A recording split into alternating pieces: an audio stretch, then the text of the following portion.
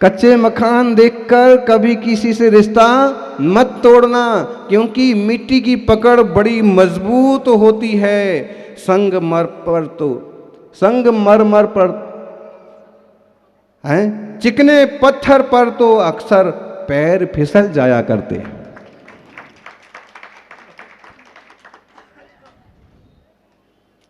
कच्ची मिट्टी के घर देख करके रिश्ते नहीं तोड़ना। लेकिन आजकल ऐसा होता है, आप अपने बेटे का रिश्ता लेके गए, लेकिन बेटी वालों का कच्चा घर है, अथवा बेटी का रिश्ता लेकर गए और बेटे वालों का घर कच्चा है, गांव में है, एक छोटे से मोहल्ले में है, और उस गांव में बड़ी सड़क भी नहीं है, बड़ी गाड़ियां भी नहीं हैं, तो यहाँ रिश्ता नहीं करना। और आजकल की बेटियां, ये बेटी छोरियां हैं, कई सारी छोरियां ऐसी निकलेंगी जो कि समझदार भी होती हैं। ऐसा नहीं है कि छोरियों में अकल नहीं होती, जितनी छोरों में अकल होती है हैं, उससे 2 गुनी 1.5 गुनी। अरे भाई, वह तो भी तो जीवात्मा है, उनमें भी प्रज्ञा होती है। लेकिन कभी कभी ना कोई ऐसे लोग भी निकल जाते हैं कि माँ बाप को भी तंग करते हैं। वो परिवार नहीं चाहिए, हम उस गांव में नहीं जाएंगे। हम छोटे गांव में क्यों जाएंगे? जब हम बांसवाड़ा में रह रहे हैं तो हम खमेरा में शादी नहीं करेंगे। ऐसे मिलेंगे बहुत सारे, और माँ बाप को भी तंग कर देते। माँ बाप बोलते हैं कि वो परिचय का है, परिवार समृद्ध है, समझदार है, वहाँ देव शास्त्र गुरु की भक्ति होती है, तेरा जीवन शालीनता से निकलेगा, अच्छे से। नहीं, मेरे तो बड़ा घर चाहिए, बड़ा शहर चाहिए, मुंबई भेज दो। और मुंबई में भले वो एक घोंसले में रहना पसंद करेगी, घोंसले ही तो है मुंबई में। घर कितने लोगों के हैं? मुंबई में घर कितने लोगों के हैं?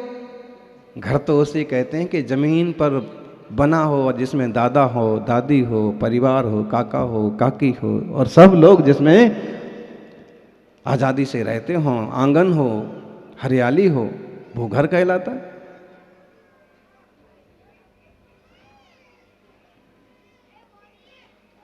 इस पर गौर करना चाहिए, बेटियों को भी, बेटों को भी, लड़कों को भी, लड़कियों को भी, छोरों को भी, छोरियों को भी। पहली बात तो यह है कि अगर आप सक्षम और सौभाग्यशाली हैं, संयम के मार्ग पर बढ़ने की हिम्मत रखते हैं, तो उस मार्ग को अपनाना चाहिए। सच्चा श्रावक धर्म उनसे नहीं पालन हो सकता। मुनि संघ आया है और एक तैयार है कि हम तो अगवानी करेंगे, पड़गाहन करेंगे, और दूसरा कहता है अपने बस का काम नहीं है, तेरे को जो करना सो करो। बताइए,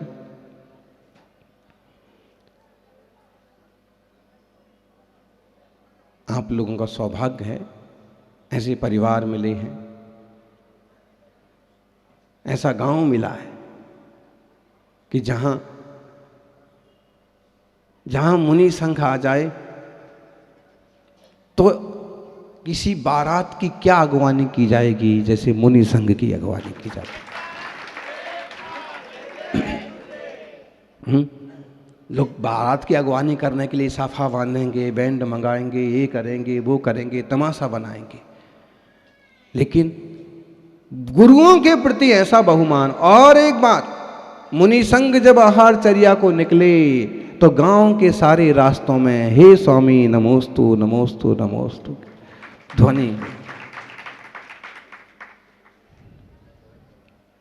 कच्चे मकान देखकर कभी भी रिश्ता ना तोड़ना, क्योंकि मिट्टी की पकड़ बहुत मजबूत होती है।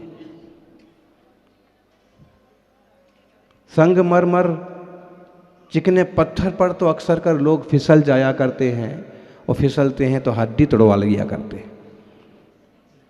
इसलिए सिर्फ घर मत देखिए, संस्कार देखिए, कार मत देखिए, संस्कार देखिए। क्योंकि बात तो ऐसे ही होती है, घर और बर दोनों अच्छे हैं, बोले पंडित जी हैं। घर और बर दोनों अच्छे हैं का मतलब क्या? घर और बर दोनों का मतलब ये नहीं होता है कि 4 मंजिल का, 5 मंजिल का घर है और बहुत पक्का है और ये है वो। घर का मतलब देखना कि घर का मतलब यहाँ सिर्फ घर नहीं होता, घर का मतलब होता है उनकी पीढ़ियाँ। क्या?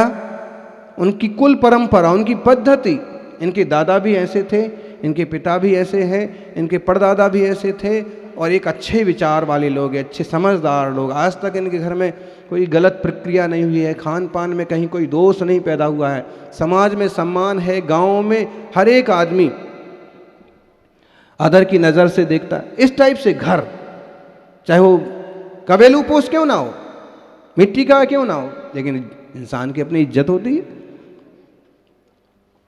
घर और बर का मतलब, बर अच्छा है कि मतलब ये नहीं है कि बढ़िया गोरा है, कि बढ़िया कपड़े पहनता है, कि एकदम स्टाइलिश हेयर कटिंग करवाता है, मोटा चश्मा लगाता है, बर अच्छा है, इसका मतलब ये नहीं। यहाँ बर का अच्छा मतलब होता है कि समझदार है, प्रज्ञावान है, सहनशील है, और एक अच्छा इंसान कैसा होता है वैसा है। हो सकता है हल्का सांवला हो सकता है कि बहुत नहीं कमाता हो, लेकिन अगर उसमें ये गुण हैं तो बुजुर्ग कहेंगे घर और बर दोनों अच्छे हैं।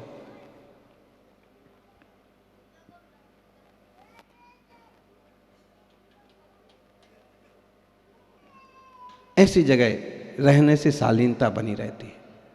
और अगर हमने सिर्फ चमड़ी देखी, दमड़ी देखी, अरे भाई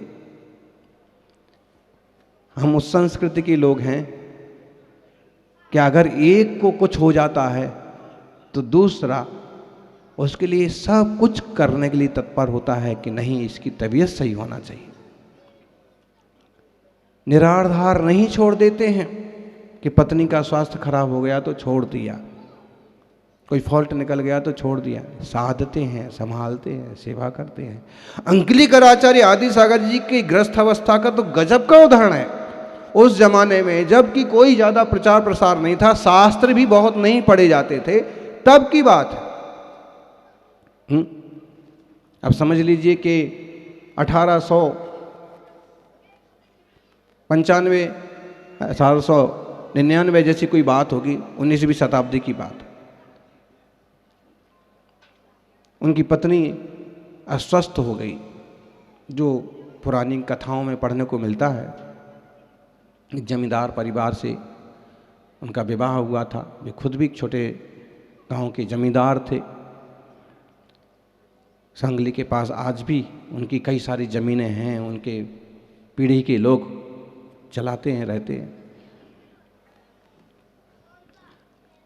उनकी पत्नी का स्वास्थ्य खराब हो गया, उन्होंने इलाज करवाया, खूब कोशिश की, खूब इलाज करवाने के बाद, खूब कोशिश करने के बाद भी स्वास्थ्य नहीं सुधरा। बोलिए, अगर कोई पाश्चात्य बुद्धि वाला होगा तो वो क्या करेगा? या तो वेंटिलेटर पर छोड़ देगा, थोड़ी सी दया भाव होगी तो वेंटिलेटर, या फिर कहीं ऐसे अधर में छोड़ देगा, तू जान तेरा काम जान, मेरा नहीं। तेरा बैंक खाता अलग, मेरा बैंक खाता अलग, तेरी कमाई अलग, मेरी कमाई अलग, तेरा घर अलग, मेरा घर अलग। इस टाइप से हो जाएगा।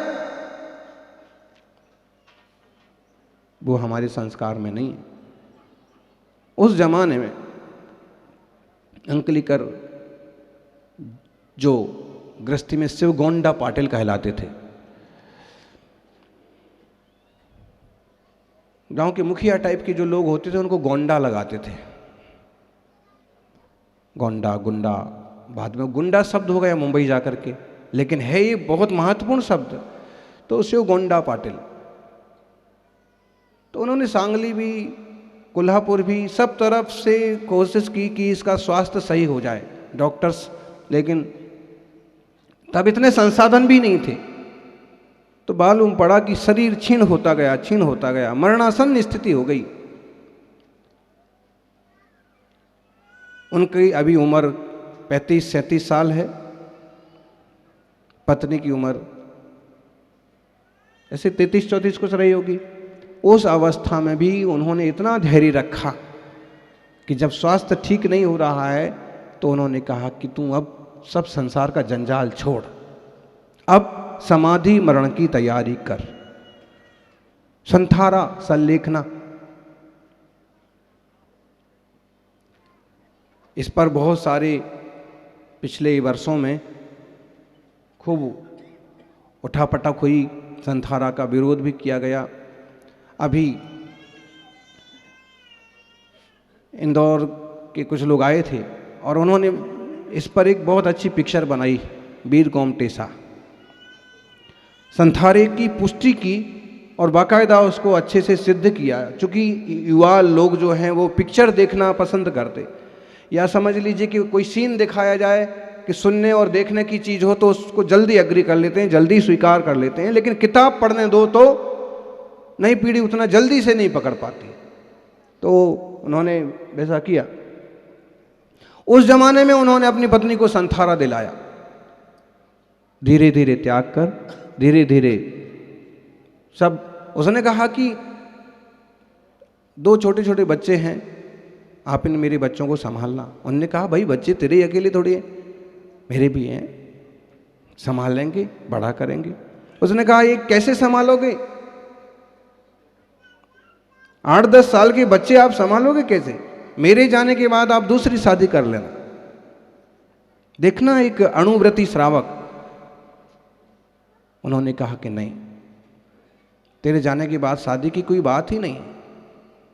गृहस्थी के लिए अपनी परंपरा, रीति नीति, धर्म आगे चलाने के लिए संतान की जरूरत होती है। मेरे पास 2 बच्चे हैं, मुझे अब कोई व्यसन और कोई फैशन और कोई इंद्रियों का वासना का ऐसी लालसा नहीं है। उसने कहा नहीं जी, बच्चे को संभालने के लिए तो चाहिए कोई समझदार औरत, महिला। उन्होंने कहा ये तेरा विषय नहीं है, तू जा रही है, तू ये सब जंजाल छोड़, शादी होगी नहीं होगी नहीं करना, मेरा निश्चय है मुझे कोई शादी विवाह नहीं करना। लेकिन तुम्हें मैं इतना कहता हूं कि तू ये विषय ही मत निकाल।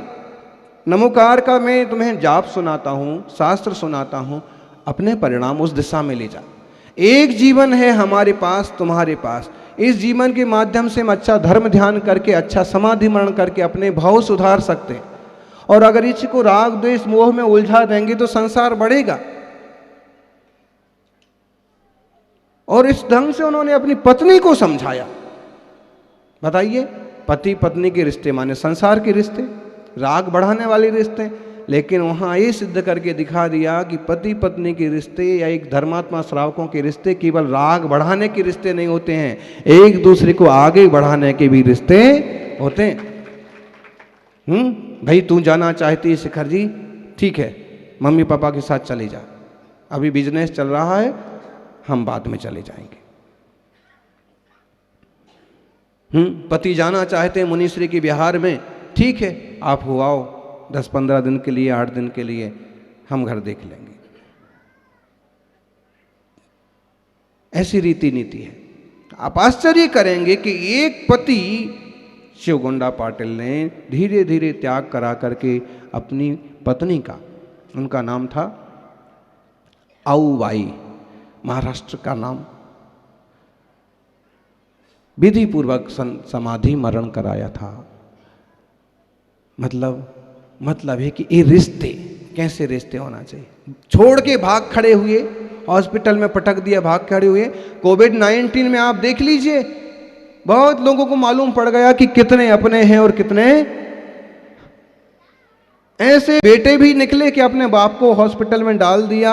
अब कैसे हैं तो हलो हलो कर लिया तो कर लिया, नहीं तो ऐसे बेटे भी आपको मालूम पड़ गए होंगे। और ऐसे दोस्त भी मालूम पड़ गए होंगे कि आज तक 10 साल से नहीं मिला, लेकिन जब दोस्त की तबीयत खराब हुई तो उसने कहा तू मुंबई आ जा, मैं सारी व्यवस्था देख लूँगा, मैं संभाल लूँगा। ऐसा दूर का आदमी भी मिल गया होगा। इसलिए किसी से बैर नहीं, किसी से विरोध नहीं। इस बड़ी दुनिया में कौन हमारा दुश्मन है, कौन हमारा मित्र है? वास्तव में सच्चाई तो ये है कि जिसे हम जिस नज़रिए से देखते हैं वो हमें वैसा दिखाई देता है। अगर हमारा और उसका बनाव बन गया तो हमारा दोस्त हो गया, किसी बात को लेकर टसल हो गई तो दुश्मन हो गया। ऐसी बातें गांठ नहीं बांधना और सबके प्रति मित्रता का भाव रखना, सहयोग की भावना रखना। महावीर स्वामी की सादी दृष्टि है, सीधी सादी दृष्टि, साम्य भाव की दृष्टि। मुनियों की साधना की दृष्टि क्या है? समता भाव की साधना। किस चीज की साधना?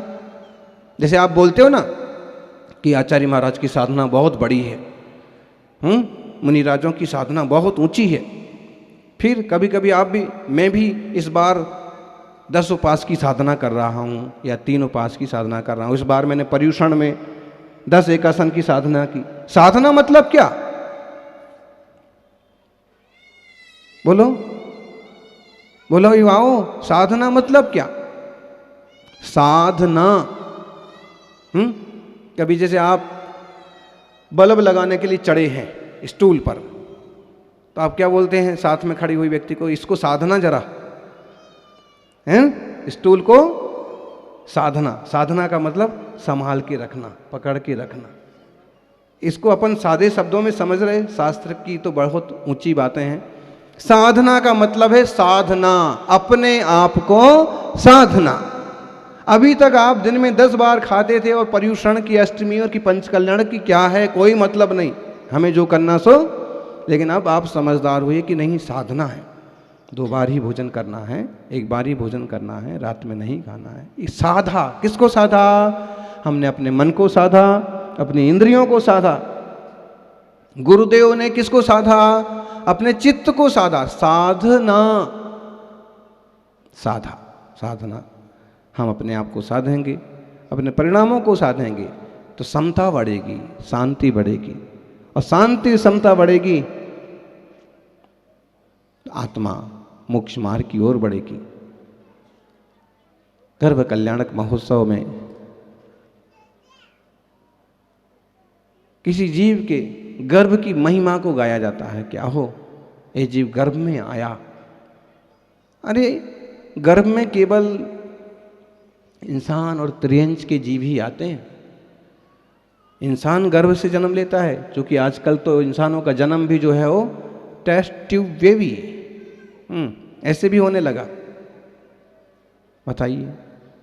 लेकिन गर्भ, ऐसे कई बड़े जानवर होते हैं कि उनका गर्भ में आते हैं बच्चे। देव नारकियों में कोई गर्भ नहीं होता है, ना कोई गर्भ कल्याणक होता है। सौभाग्य मानो कि आप अपने माँ के गर्भ में आए। उस माँ ने आपको भली भांति संभाला, तैयार किया, आज इस लायक बनाया कि आज अपने पांव पर खड़े हो सकते हैं। इसलिए जब तक गृहस्थी में हैं, जब तक श्रावकाचार में हैं, संन्यास के रास्ते नहीं गए हैं, माता पिता का कभी अपमान नहीं करना, मन नहीं दुखाना। और उनका ही क्या, किसी का भी मन न दुखे, किसी को भी हमसे तकलीफ ना हो, हम उस तरह की कोशिश करेंगे। जय बोलिए 24 तीर्थंकर भगवान की।